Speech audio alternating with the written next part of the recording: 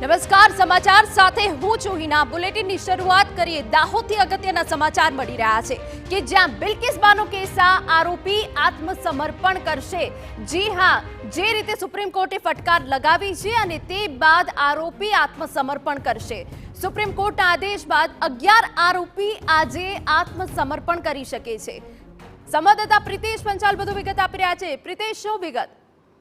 जी गुजरात सरकार द्वारा जो 15મી ઓગસ્ટે જે 11 આરોપી બિલ્કિસ બાનુ જે રેપ વિથ હત્યાકાંડના જે આરોપી હતા તેઓને છોડી મૂકવામાં આવ્યા હતા। ત્યારબાદ સુપ્રીમ કોર્ટની અંદર એક એપ્લિકેશન કરવામાં આવી હતી અને થોડા દિવસ પહેલા સુપ્રીમ કોર્ટ દ્વારા એક હુકમ કરવામાં આવ્યો કે જે આરોપીઓ છે તેઓને નહીં છોડી શકાય, જેના કારણે તેઓને 1 અઠવાડિયાની મોહલત પણ આપવામાં આવી હતી।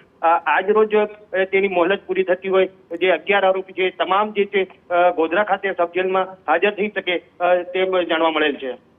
બિલકુલ પ્રિતેશ, વધુ વિગત અમે આપની પાસેથી લેતા રહીશું। આરોપીઓને રાહત ન આપવા સુપ્રીમ કોર્ટમાં અરજી કરાઈ હતી। સુનાવણી બાદ સુપ્રીમ કોર્ટે તમામને જેલ હવાલે કરવાનો આદેશ આપ્યો હતો, ત્યારે આજે આરોપી આત્મસમર્પણ કરી શકે છે। સુપ્રીમ કોર્ટના આદેશ બાદ 11 આરોપી આજે આત્મસમર્પણ કરી શકે છે।